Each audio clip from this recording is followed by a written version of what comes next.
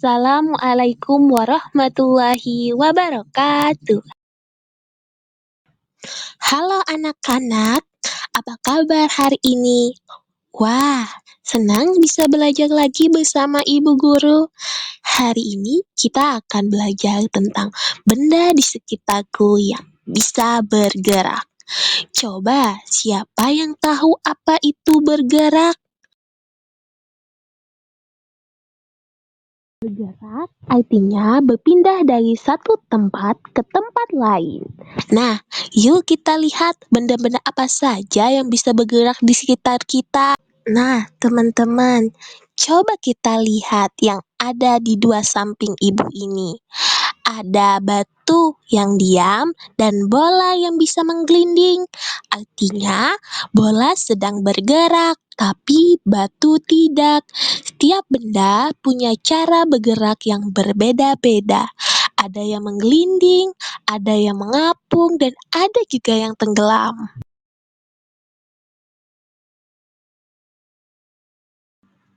Nah, mari kita lihat, ada kesamaan bentuk apa ya di tiga benda itu? Ya, betul, bulat. Kalau bulat, dia bisa muter, bisa jalan sendiri. Dan kalau dilempar, dia akan menggelinding jauh. Contohnya seperti anak main bola ini. Sekarang kita lihat ini, ada bentuk kotak. Kotak punya sudut-sudut. Sudut ini membuat benda sulit berputar. Jadi, ketika didorong, biasanya hanya tergeser, tidak menggelinding, sehingga benda bulat lebih mudah menggelinding. Adapun untuk alat dan bahan kegiatan pertama untuk benda bulat adalah ada bola, kaleng, dan botol parfum. Dan untuk bentuk kotak adalah kotak makan dan ada tumbler kotak. Selanjutnya ada langkah-langkah. Yang pertama, saya menjelaskan tentang benda bulat dan benda kotak. Yang kedua, menjelaskan bahwa benda bulat dapat menggelinding, sedangkan benda kotak tidak karena memiliki sudut. Dan yang ketiga, anak diberikan contoh nyata benda bulat dan kotak. Yang keempat, anak diperintahkan mengelompokkan benda bulat dan kotak tadi. Yang kelima, anak dipinta untuk melempar benda-benda tadi, baik benda bulat maupun benda kotak. Yang keenam, akhirnya anak jadi mengetahui benda bulat bisa menggelinding sedangkan kotak tidak.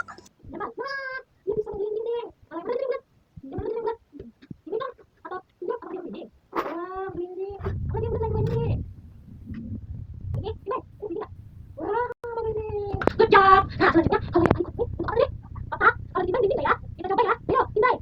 Ya, pindah. Pindah. Nah, kalau dinding. Betul. Ini dinding nggak? Ini bukan apa? Coba, pindah. Pelan-pelan aja. Pelan-pelan aja, pindah. Dinding nggak? Nah, dinding nggak? Sini, sini. Nah, dinding nggak? Anak-anak, sekarang kita akan lihat benda yang bisa mengapung dan tenggelam ya. Pertama, kita masukkan bola plastik ke air.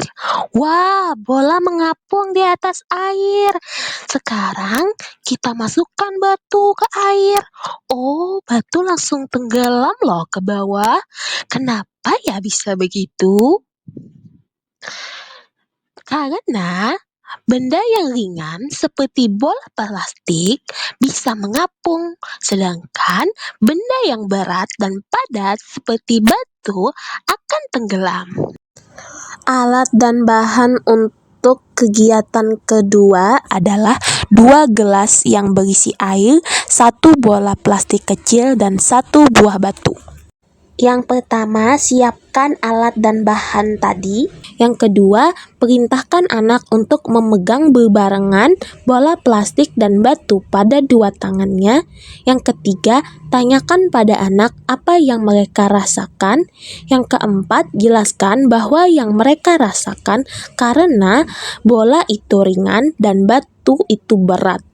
Yang kelima, anak melakukan percobaan. Percobaan pertama, anak memasukkan bola plastik ke gelas yang pertama, Percobaan kedua, anak memasukkan batu ke gelas yang kedua. Yang terakhir, pada akhirnya anak dapat melihat bahwa bola plastik tetap di atas atau mengapung karena ringan, sedangkan batu masuk ke bawah atau tenggelam karena berat dan padat.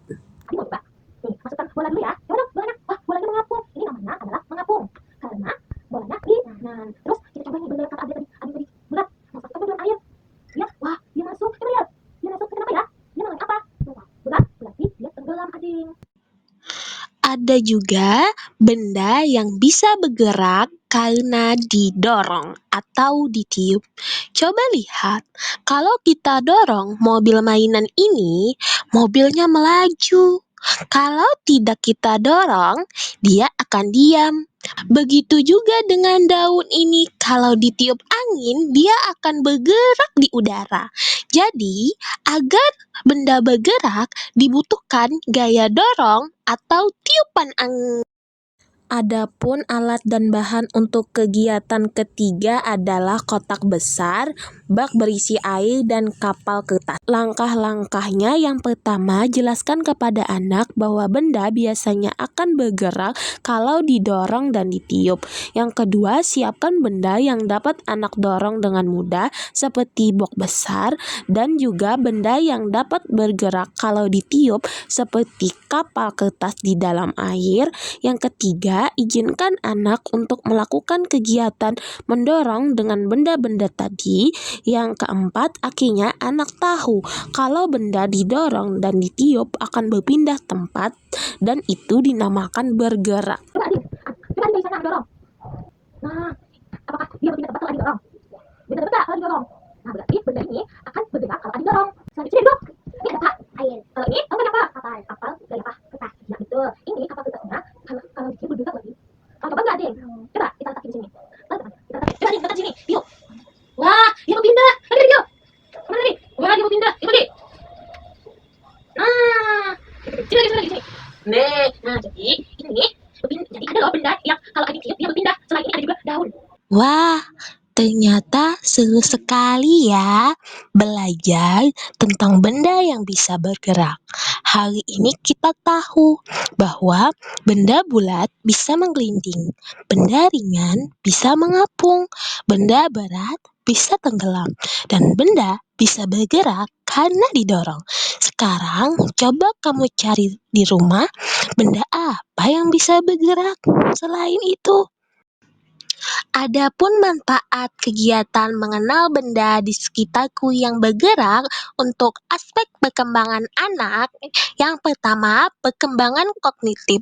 Anak belajar mengenal konsep sains sederhana seperti gaya dorong, berat, bentuk, dan gerak. Selain itu, melatih kemampuan berpikir logis, menganalisis sebab dan akibat, serta mengelompokkan benda berdasarkan sifatnya, menggelinding, mengapung, tenggelam. Ada juga perkembangan bahasa. Anak belajar mengungkapkan pendapat, menjawab pertanyaan, dan menyebutkan ciri-ciri benda dengan kata-kata sendiri. Mengenal kosakata baru seperti menggelinding, mengapung, tenggelam, berat, ringan, bergerak, dan banyak lagi. Perkembangan fisik dan motorik melalui kegiatan mendorong, melempar, meniup benda, anak melatih motorik kasar dan koordinasi gerak tubuh. Saat mengambil, memegang, dan menempel benda dalam air, anak juga melatih motorik halus dan keseimbangan tangan dan mata. Baik, terima kasih sudah belajar bersama Ibu Guru hari ini. Jangan lupa terus amati benda-benda di sekitarmu ya. Sampai jumpa di pelajaran berikutnya.